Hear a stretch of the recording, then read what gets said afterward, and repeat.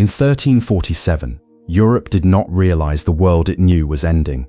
There was no invasion, no great war, no warning at all. People went to sleep healthy and never woke up.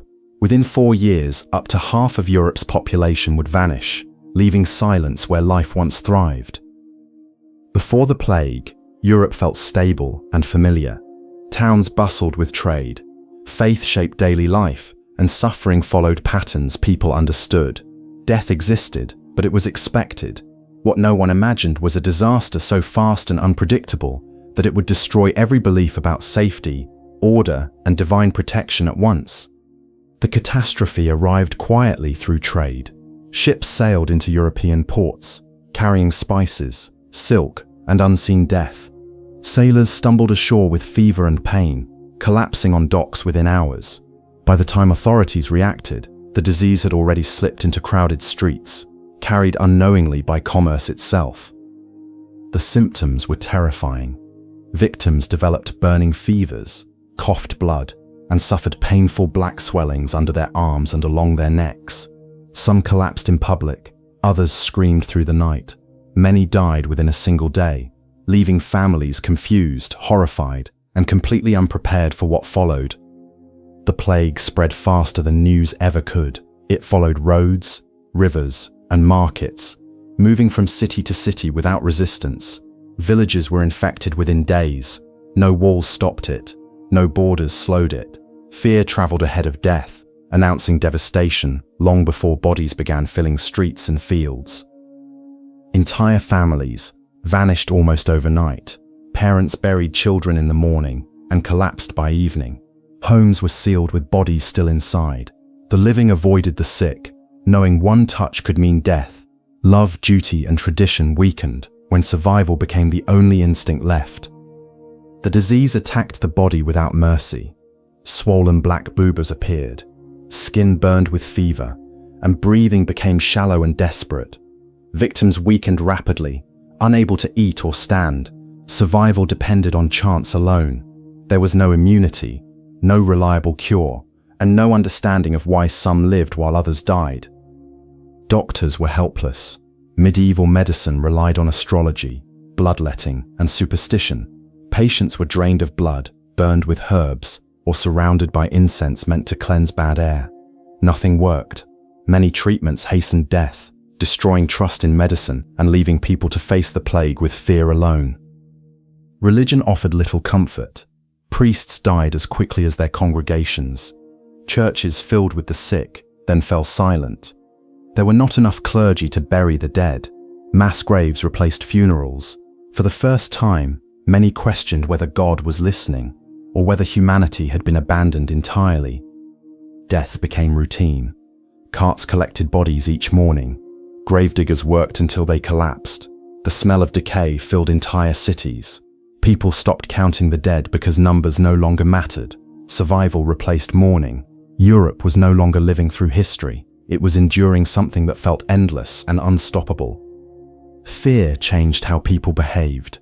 Parents abandoned sick children. Friends avoided each other. Neighbors locked doors and prayed alone. When death seemed unavoidable, morality weakened. The plague did not only kill bodies, it stripped away trust, compassion, and the social bonds that once held families and communities together. Cities collapsed completely. Shops closed. Fields went unharvested. Animals roamed freely through empty streets. Trade networks shattered.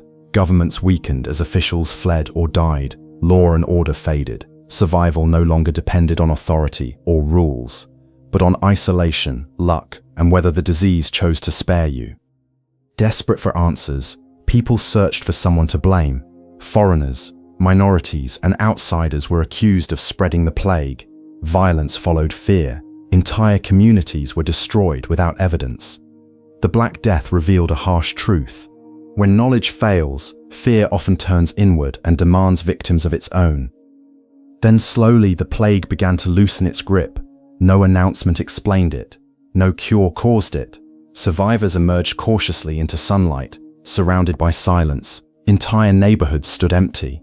Europe had lost millions, but the old world that once controlled society had also been fatally wounded. There were not enough workers left.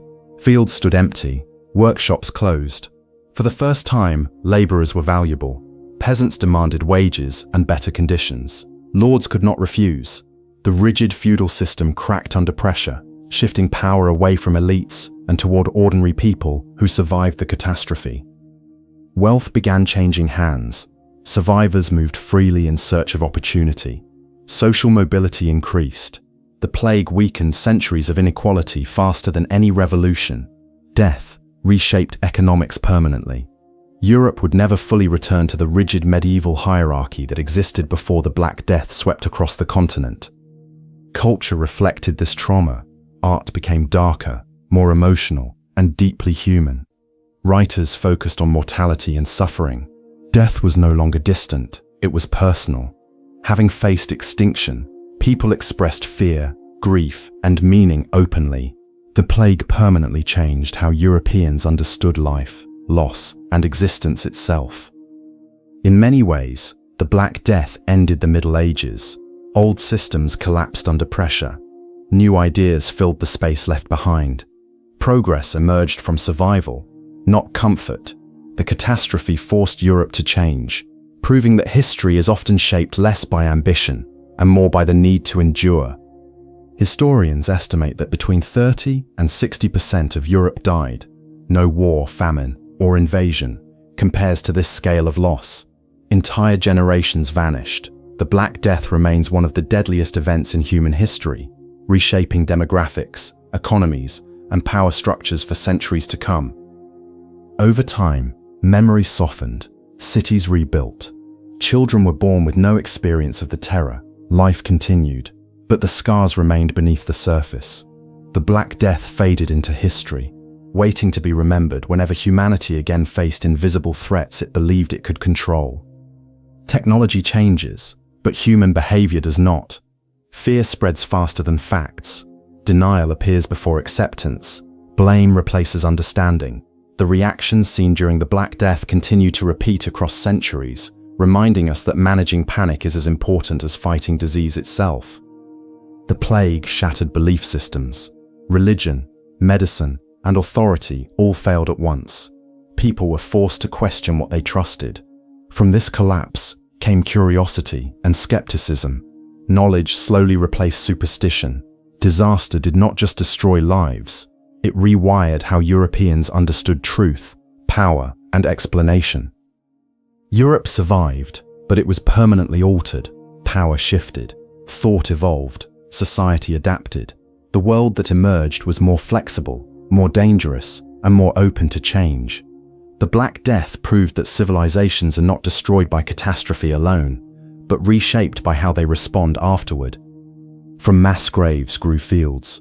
From silence returned voices. Life came back slowly, stubbornly. Humanity endured, not because it understood, but because it adapted. Survival required change. The plague left deep scars, but it also created transformation, reminding future generations that collapse can become a beginning. The Black Death is not just medieval history, it is a warning written in bones and silence. It shows how quickly normal life can vanish, how fragile systems truly are, and how fear shapes decisions when certainty disappears.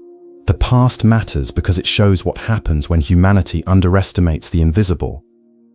Disease ignores borders, beliefs, and status. It moves through connection, not intention.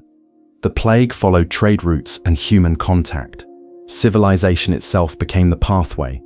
The more connected the world, the faster danger travels. This lesson, learned in the 14th century, remains brutally relevant today. History celebrates kings, wars, and empires, but disease reshapes everything quietly. The Black Death did not conquer Europe, it transformed it.